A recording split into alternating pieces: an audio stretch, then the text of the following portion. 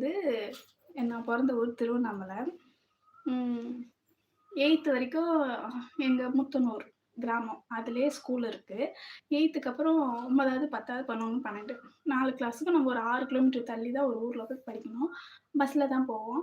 அப்போ எங்க ஊர்லேருந்து 4 பெண்கள் எங்க ஸ்ட்ரீட் தெருவுல இருப்போம். ஏன்னா 4 பெண்களுக்குன்னா சரி 4 பேரையும் நம்ம அங்க சேர்த்தரலாம். ஒண்ணா போயிட்டு ஒண்ணா வந்துருவாங்க சேர்த்துருவாங்க. எங்க ஊர் முத்தனூருங்கிறதுனால எங்க 4 பேருக்கும் முத்தனூர் கேங்கு அப்படின்னு ஒரு பேரு கிரியேட் பண்ணியாச்சு. நாங்க இல்ல. டீச்சரு, சாரு, ஸ்டூடண்ட்ஸ் எல்லாமே அந்த முத்துனூர் கேங்க கூட்டிட்டு வாங்க அப்படிதான் சொல்லுவாங்க. அப்போ ஆ நாங்க 4 பேரும் ஒரு நாள் காம்பவுண்ட் செவுரு எகிறி எங்களுக்கு பஸ் கரெக்ட்டா 4:10க்கு பஸ்ஸுங்க எங்க ஊருக்கு.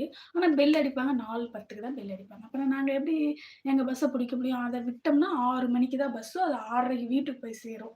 இருட்டுல தான் அதனால எங்கள மட்டும் ஒரு 5 நிமிஷத்துக்கு முன்னாடி விடலாம்ல. விட மாட்டாங்க. ம். அதனால நாங்க சரி இன்னைக்காவது சீக்கிரம் வீட்டுக்கு போயிடலாம் சொல்லி, கரெக்ட்டா செவுரு ஏறி குதிச்சோம் பாருங்க, மாட்டிக்கிட்டோம். எப்படி மாட்டுனோம்னா, பிடி சார் வந்து ஸ்கூல் பசங்க மாரி கூலயா இருப்பாரு. அன்னைக்குன்னு பார்த்துட்டு அவரு ஒயிட் ஷர்ட்ட, காக்கி பேண்ட் போட்டு வந்துட்டாரு.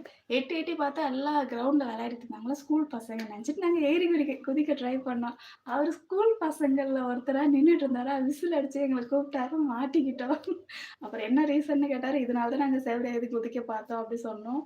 அப்புறம் அவரே விட்டுட்டாரு. சரி போங்க, போங்க பஸ் போயிரும். நாளைக்கு வந்து உங்கள பனிஷ்மென்ட் குடுத்துக்கிறேன் போங்கன்னு விட்டுட்டாரு.